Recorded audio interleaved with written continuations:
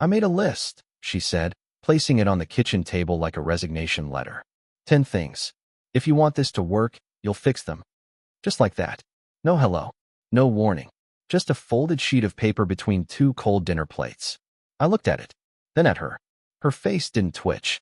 No tremor in her voice. Just the calm certainty of someone who'd already decided they were right. She poured herself a second glass of wine. Pinot, her usual, and waited for me to crack. I didn't. My name's Nathan Ford, 43. Senior risk director for a logistics firm you've never heard of, but whose trucks pass you every morning on the interstate. I don't raise my voice. I don't slam doors. I do what I've always done. Process the data, make a decision, and execute clean. We've been married almost 8 years. The first 4 were good. The next 2 were a blur of fertility clinics, hormone injections, early mornings with doctors saying, "Let's try again." The last 2? Like 2 business partners sharing a dead company. Now she's giving me a list. 10 points. Like I'm a project that missed a deadline. I picked it up. Read silently. You shut down when I try to talk. You treat problems like spreadsheets. You don't react to things that matter. You stop being curious about me. You never ask if I'm okay. You always sleep on the edge of the bed. You didn't cry when we lost the second embryo. You never broke down. You never let me. I feel alone even when you're in the room. I folded it, slipped it into the inside pocket of my blazer. Stood. "What are you doing?" she asked. "Processing. And I'll let you know." She waited for more. I gave her nothing. Walked upstairs, packed a bag. Nothing dramatic, just enough for a few nights. Toothbrush, 2 shirts, my watch. I took the company laptop. Left the wedding photo on the nightstand. She didn't follow. I booked a Marriott. Harborview. No one knew me there. The woman at the desk smiled like I was just another traveler. I didn't sleep much that night. Not from pain. From clarity. That list. It wasn't a request. It was a report. The kind people send when they're halfway out the door, but want to feel like they tried. At 2:13 a.m., I opened my phone and created a new note. Subject, separation strategy. At 2:17, I added the first line. Do not respond emotionally. Ever. At 2:31, I drafted my work relocation request for Chicago. I hadn't planned on using it. Until now. At 3:04, she texted me. "Let me know when you're ready to talk." I didn't reply. By morning, I decided something quietly final. She wanted a version of me that could break. She was about to meet the version that couldn't. I checked out of the Marriott at 6:45 a.m. sharp. Didn't tell her I was coming home. I wanted to see it raw, not curated. The lights were off when I walked in. Kitchen still smelled faintly of last night's dinner. Her wine glass was in the sink, untouched. She hadn't slept, or if she had, not deeply. I could feel the static in the air, like walking into a room right after a storm. She came downstairs an hour later. No makeup. Hoodie. Barefoot. "You left," she said, like it surprised her. I didn't answer. I thought we'd talk. I poured myself coffee. "You said what you needed to say. Now it's my turn." She waited. I pulled a small notepad from my jacket, placed it on the table beside her list. It had 2 lines on it. 1. Initiate relocation protocol. 2. Exit clean. She blinked. "Is this a joke?" "No." "You're leaving?" "I'm executing." Her face changed. The silence stretched. "After everything. After what we went through. Just walking?" "No," I said. "I'm leaving because I stayed through everything." She tried to reach for anger. "That's not fair." "What part wasn't fair, Claire?" I asked, voice even. "The surgeries? The hormone crashes? Or the part where I held your hair at 2 a.m. while you bled and said it didn't matter how many times we failed?" She looked down. "This isn't revenge," I added. "It's release." I went upstairs. Grabbed the fireproof lockbox from under the bed. Inside, passports, bank documents, insurance copies, hard drives. I prepped it months ago, not because I was planning to leave, but because I wanted the option. Men like me don't explode. We extract. Downstairs, she stood by the doorway, like she wanted to block it but couldn't quite justify the move. "What about us?" she said finally. "There is no us right now. There's what you feel, what I process, and the space in between. You tried to fix it with a list. I'm fixing it with movement." "You're shutting down." "No," I said, stepping past her. "I'm turning off a machine that's been running on fumes for 2 years." In the garage, I backed out without looking at the rearview mirror. I didn't go to work. I drove to the lake, sat on a bench, watched the water for 2 hours, then opened my phone and finished the relocation form for Chicago. At 11:04 a.m., I hit send. At 11:17, she texted again. I didn't think you'd take it this far. At 11:19, I replied. You started this by asking for change. I'm just delivering it. You're not the type to run, Nathan. So why does this feel like escape? That was the first thing Marcus said when I walked into his office. SVP of Operations. My boss for the last 6 years. Tactical. Observant. Not the kind of man you lie to. He closed the door, motioned to the chair across from him. You requested a lateral move to Chicago, he said. Cited strategic realignment. But I read between lines for a living. Want to tell me what's really going on? I sat, adjusted my cuffs, met his eyes. My house stopped being a home. I'm repositioning. He didn't react, just leaned back slightly, watching me like a chessboard. Claire, he asked. I nodded once. Marcus exhaled through his nose. I saw her once at that Q4 dinner. She seemed sharp. Cold, but sharp. You two were tight back then. We were trying to be, I said, until the trying wore out. He folded his hands. Kids. I shook my head. Couldn't. We tried. 2 lost embryos. Doctors stopped short of saying never, but the silence between appointments said it for them. Marcus stayed quiet. Then, so what's the end game here, Nathan? You going to rebuild somewhere new? Or just disappear quietly and hope the storm doesn't follow? I smiled faintly. There's no storm. Just still water that finally stopped pretending it was a river. He looked at me for a long time, then stood and walked to the window. I've had 3 divorces, he said. First one hurt. Second one confused me. Third one. I just shook her hand and said, thank you for not wasting more of my life. He turned back to me. But all 3 times, I knew I wasn't leaving because I wanted to grow. I was leaving because I didn't know how to stay. I nodded. I know how. I'm choosing not to. He studied me, then opened a drawer, pulled out a folder, and slid it across. Chicago wants someone clean. Someone who doesn't bring chaos with him. They'll get him. I know, he said. That's the only reason I'm signing this. He signed the transfer. Date, effective 2 weeks. Then he looked up one last time. Just answer me one thing. Is this about proving something to her, or to yourself? I stood, taking the folder. Neither, I said. This is me remembering what it feels like to make decisions without waiting for permission. He smirked. Now that sounds like the Nathan I hired. I walked out of his office into the hallway. Phone buzzed. A text. From Claire. Don't delete this. I need you to see something. Doctor's office called. I'm late. Really late. I stopped walking. Stared at the screen. For the first time in weeks, I wasn't sure what to do next. She was standing in the hallway when I opened the door. Barefoot. Hoodie. No makeup. Holding a folded sheet of paper like it weighed 1,000 pounds. She didn't say anything. Just handed it to me. I unfolded it slowly. Clinic letterhead. Results confirmed. Blood work. Hormone levels. Pregnancy. Positive. I read it twice. Then looked up. You're sure? She nodded, silent. Eyes rimmed red, but no tears. She'd cried already. This was the aftermath. How far? 5 weeks. Maybe 6. I only got the call this morning. I thought, after everything. Her voice broke, but she kept going. I thought it was just my body messing with me again. Like before. I almost didn't go in. I stepped past her into the living room. Set the paper on the table. Sat down slowly. Everything was quiet. Same couch. Same rug. Same dead plant in the corner we both kept forgetting to water. But something was different now. Not because of the paper. Because of what she didn't say. She didn't beg. Didn't plead.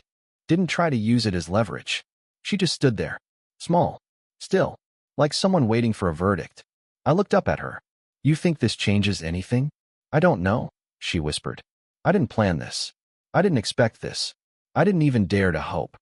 She sank into the armchair across from me, like her legs gave out. I know how this looks. Like I'm pulling a card. But I'm not. I swear I'm not. I believe you. That surprised her. She looked at me carefully, as if trying to gauge whether she still knew who I was.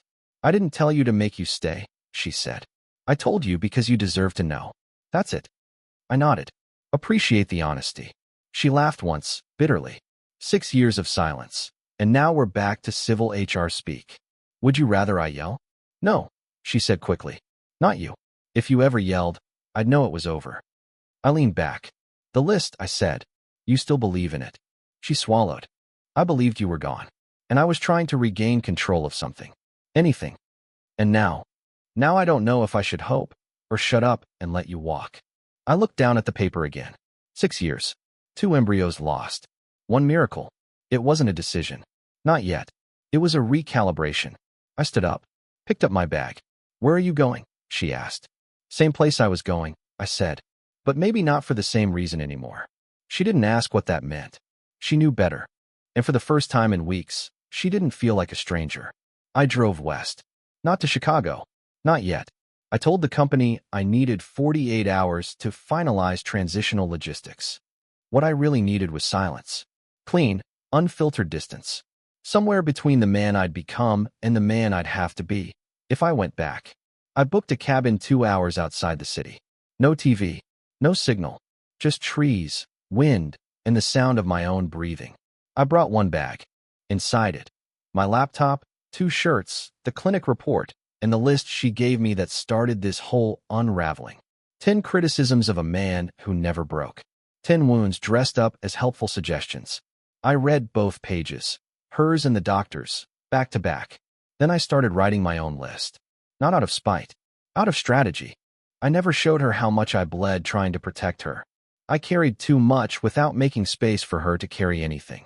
I thought silence was strength, and I used it like armor. I didn't let her see me grieve. Not even once.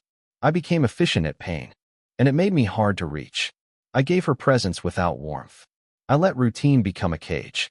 I waited too long to reset. I mistook endurance for connection. I forgot that strength without softness just becomes stone.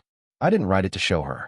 I wrote it because I needed to know whether I was just walking away or hiding behind a performance of being above it. Turns out, I was doing both. At 2:47 a.m., I stood outside on the deck, holding her clinic paper in one hand and mine in the other. And I finally felt it. Not panic, not joy, just weight. Real, undeniable, terrifying weight. There might be a child. Ours. Something we thought was impossible. And if it was true, if this held, then everything I thought was over was now suspended in midair, waiting on me to speak. To choose. The kind of choice that makes a man stop being a storm and start being shelter. I didn't call her. Didn't text. I just stared at the trees and let them whisper one thing over and over again. If you go back, it has to be different. Or don't go at all. I came back on a Wednesday. Didn't text ahead. Didn't call. Just pulled into the driveway at 6:04 p.m. like it was any other evening. Only it wasn't. She opened the door before I even reached for the handle. She must have been watching. Her face didn't light up. Didn't collapse. It just stilled. Nathan, she said quietly. I nodded. Claire. I stepped inside. Same hallway. Same scent of her shampoo in the air. Same quiet tension clinging to the walls like static.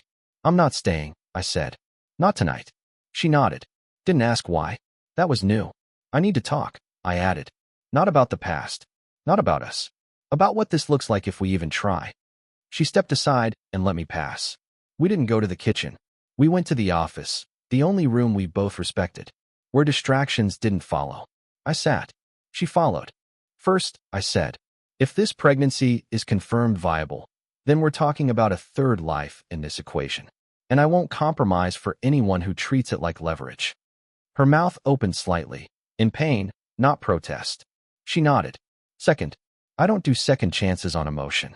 If we do this, it's structure, schedule, boundaries, transparency. I understand. Third, I continued, you don't get to test my masculinity again with a list of failings like I'm a defective product. If I break, it's my choice, not your design. I know, she whispered. I know now. Fourth, I said, and paused. If we try again, it starts with therapy.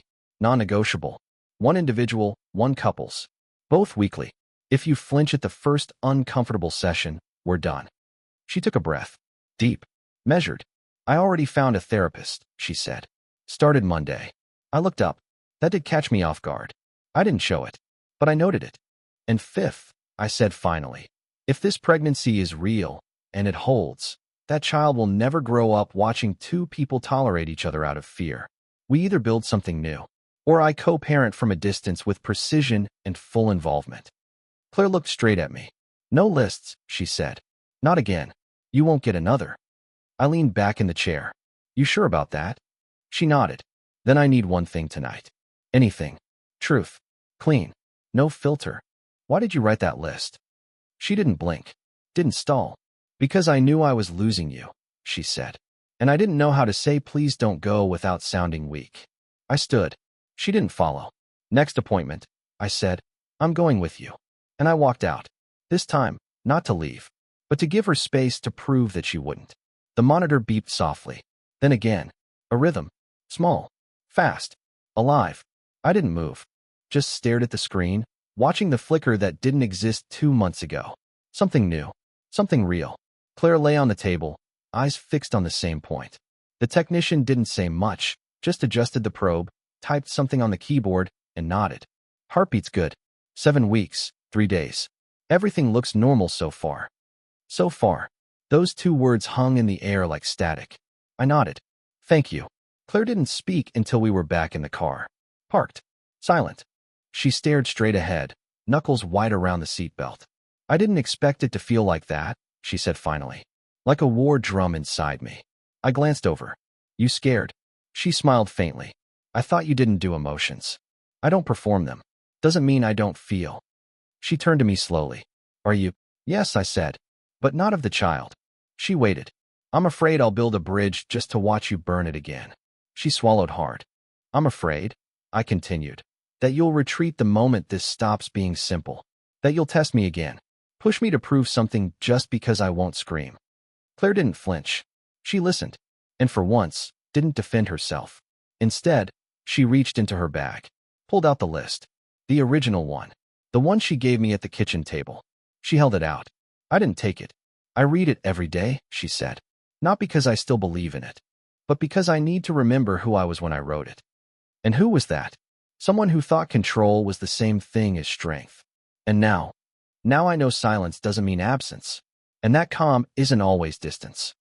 She folded the paper. I'm not asking you to forget it, she added. I'm just asking you to measure me by what I do now. Not what I demanded then. I nodded once. No promises. Next appointment's in 2 weeks, she said. I'll text you the details. I'll be there, I said. I started the engine. We didn't speak the whole drive back. But the silence felt different this time. Not avoidance. Alignment. I showed up early for the next appointment. Claire was already in the waiting room, tapping her foot like a metronome. She looked up when I walked in. No smile. No hostility. Just quiet surprise. You beat me here, she said. I wanted to set the tone. We sat side by side. The silence wasn't awkward anymore. It was measured. Like 2 diplomats before a treaty they weren't sure they wanted to sign. She filled out the intake forms. I watched.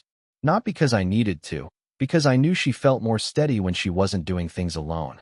We went in together. Doctor said everything looked strong. Measurements were good. Heartbeat consistent. No signs of risk, no early flags.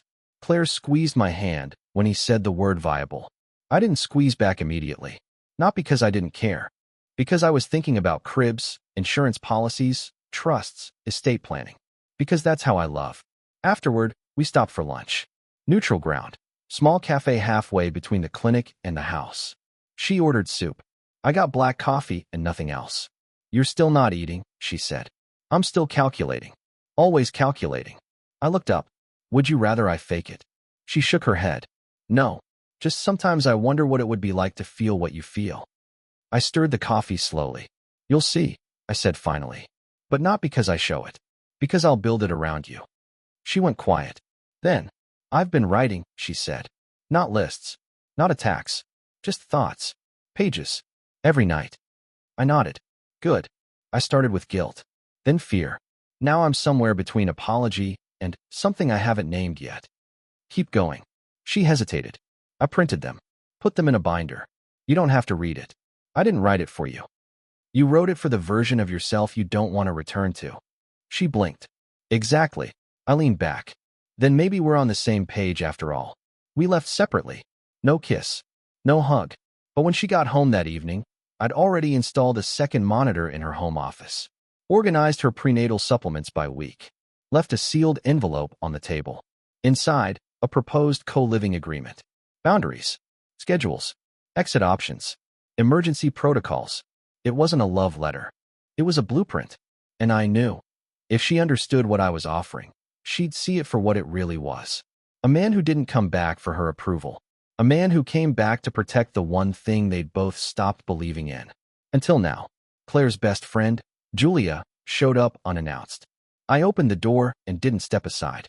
She stared up at me with that mix of confidence and condescension only someone from a well-padded divorce can carry. "We need to talk," she said. "No," I replied. "You need to listen." She blinked. I stepped out onto the porch, closing the door behind me. Claire was resting. Second trimester exhaustion. I wasn't letting anyone bring noise into the system I was building. Julia crossed her arms. "You think acting like a robot makes you safe? Claire doesn't need a co-parent with a checklist. She needs a man who actually feels." I smiled faintly. "And you'd know that because you watched your third engagement collapse under the weight of your own expectations?" She bristled. "I'm here because she's still vulnerable. She's confused. And you? AM's stabilizing the only thing that matters." "You don't love her," she snapped. "You just want control." I stepped closer. "I gave her control," I said. "She spent it on manipulation and silence. Now I'm rebuilding what she tried to implode. And if that makes you uncomfortable, that's not my concern." She told me what you did. The binder. The agreement. The schedules. You think that's intimacy? I shrugged. It's clarity. Something this generation tends to avoid. She exhaled sharply. "You think you're above emotion. But you're just another man afraid of being hurt." "No," I said, voice steady. "I've already been hurt. I've just chosen to respond like a man who learned from it." She didn't answer right away. "Then, you're not who you used to be." "Exactly." I turned to go back inside. "Wait," she said.